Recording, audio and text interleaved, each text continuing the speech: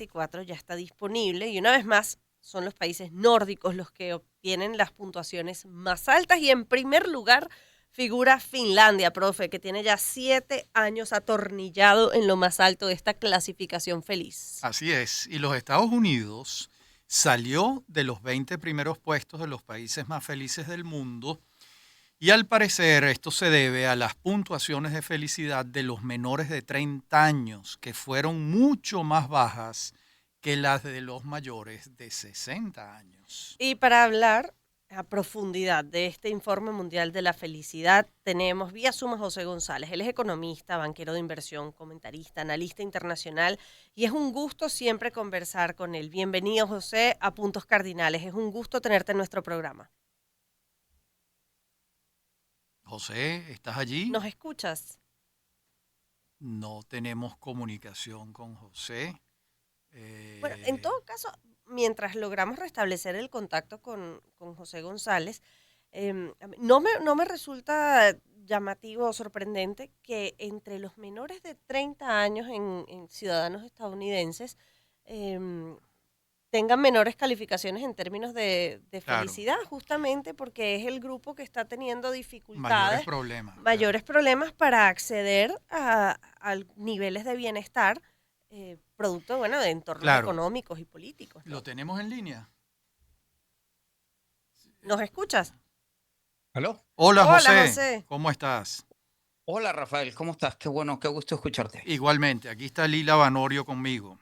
¿Cómo estás, Lila? ¿Cómo te Muy va? bien, un placer.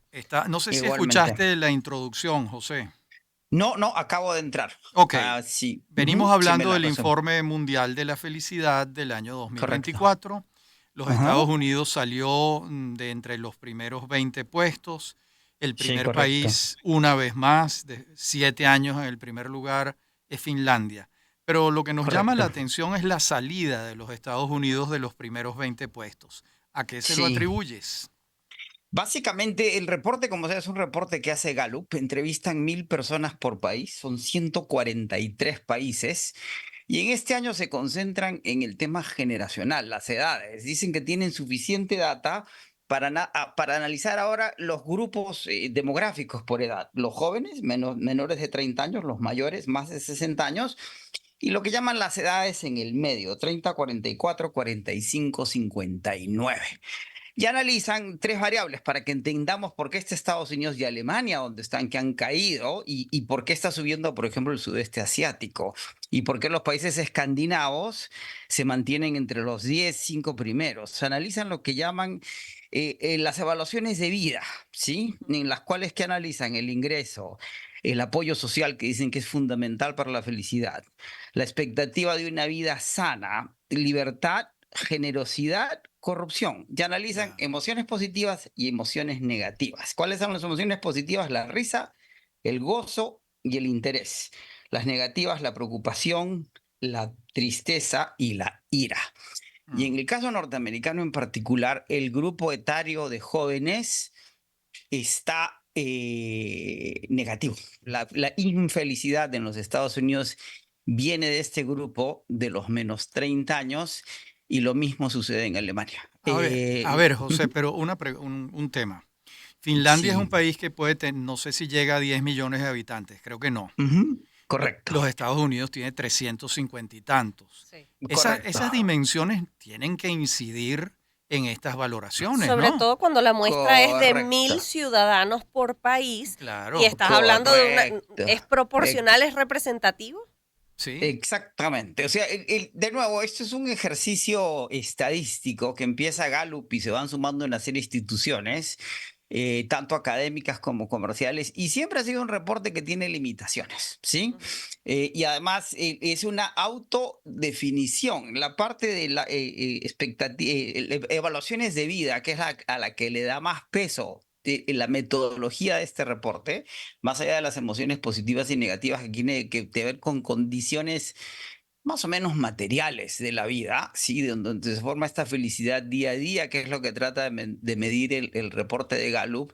Lo critican por esa limitación. Y por otro lado, yo sé si sin duda, por país no es necesariamente la mejor forma de hacerlo, pero es una aproximación Claro, a lo que podríamos definir como la felicidad. Recordemos que la Constitución de los americanos defiende la búsqueda de la felicidad, pero no la felicidad per se. El Estado no puede garantizar la felicidad porque usted es neurótico, nunca va a ser feliz, ¿sí? claro. Y lo que trata de medir es eso. Y ellos son muy conscientes y la metodología en el reporte es muy detallado. Es un reporte de más de 100 páginas, en donde van detallando la metodología y cómo analizan los brackets y además promedian 3 años. No es solo un año. El año 24 son del 21, 22, 23. Y comparan a 3 años, porque esos 3 años más o menos nos dan una aproximación a lo que los griegos llamaban el ethos, los franceses llaman el milieu, ¿sí?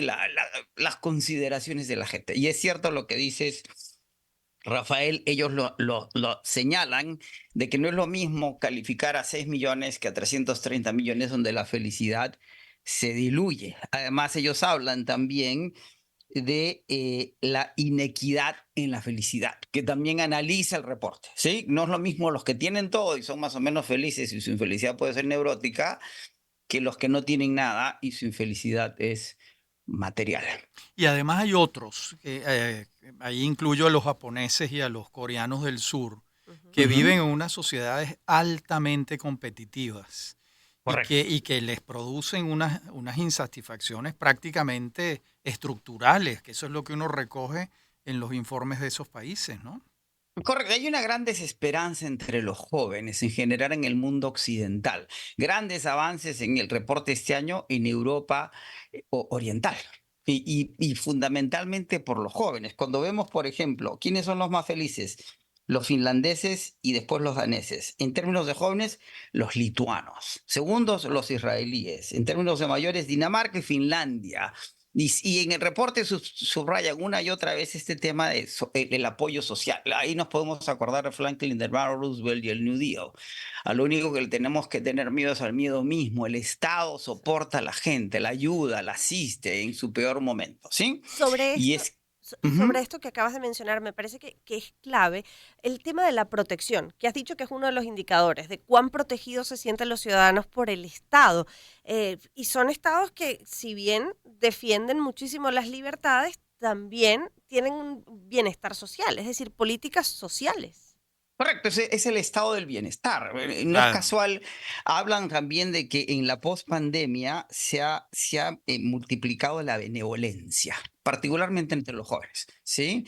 Y durante la pandemia he descubierto, después de la hora el ciclo que empieza con Franklin Delano Roosevelt, socialdemócrata de la segunda mitad del siglo XX, que Tony Robert Judd decía que ha sido el experimento social más importante en la historia de la humanidad, entra en un proceso entrópico hasta la administración Carter y entramos en un proceso de reformas privadas, ¿sí? Que ha entrado en un proceso entrópico con Trump. Trump no es el principio de un ciclo nuevo, es el fin del viejo ciclo. 40 años. El anterior casi llegó 38 años. Este nuevo ciclo que recién se está definiendo es uno en el que nos damos cuenta que el sector privado, ¿sí? Es privado.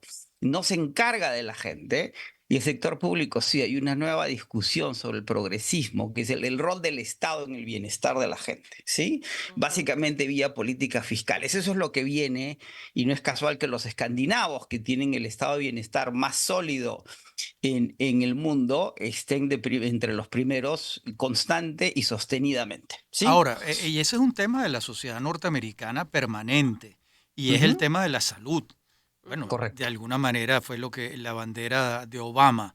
Uno Ujú. cuando compara los servicios de salud europeos, de los países nórdicos y de todos los países de Europa, y los sistemas de salud en los Estados Unidos, oh, caramba, hay un abismo, ¿no?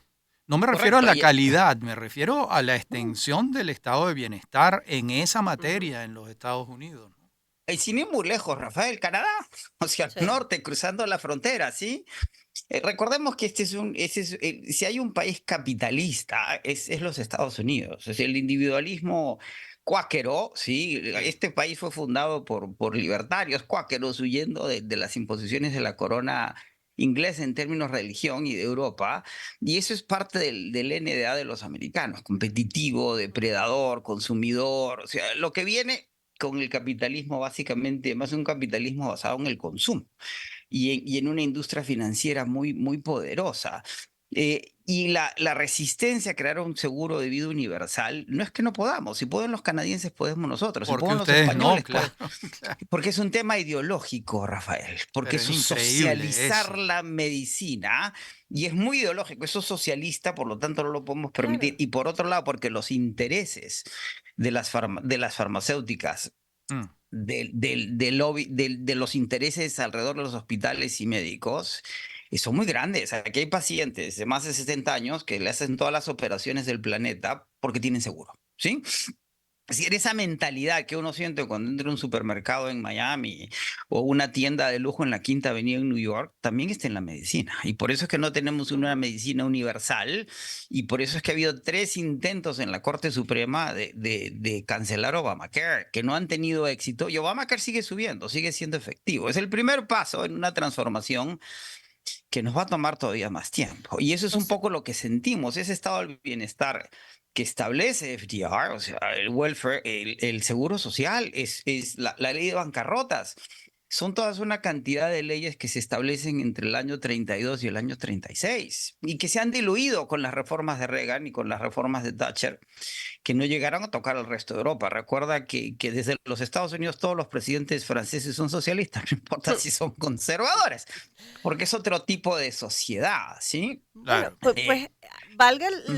el tema entonces, porque lamentablemente se nos ha agotado el tiempo, pero en una próxima oportunidad lo comprometo para hablar más de ese rol del Estado en el bienestar de la gente y cómo despolitizar la idea del bienestar, Correcto. desideologizar la idea Claro. del bienestar y entender que el bienestar, si bien son políticas sociales, no necesariamente es Bueno, socialismo. y Correcto. Sí, sí. los países más desarrollados del mundo en el IDH, en el Índice de Desarrollo Humano, son los países nórdicos, que tienen un estado de Correcto. bienestar Sí, señor. extraordinario y son países capitalistas. Porque hay Correcto. una Exactamente. mitología de que son socialistas, para nada. Exactamente. Correcto. Muchísimas gracias, Ex- José, por estos minutos conversando con nosotros. Un placer, encantado siempre a la orden. Muchísimas gracias, José González, economista, banquero de inversión, analista internacional. Y a esta hora escuchamos a Jamiroquai con Can't Hit.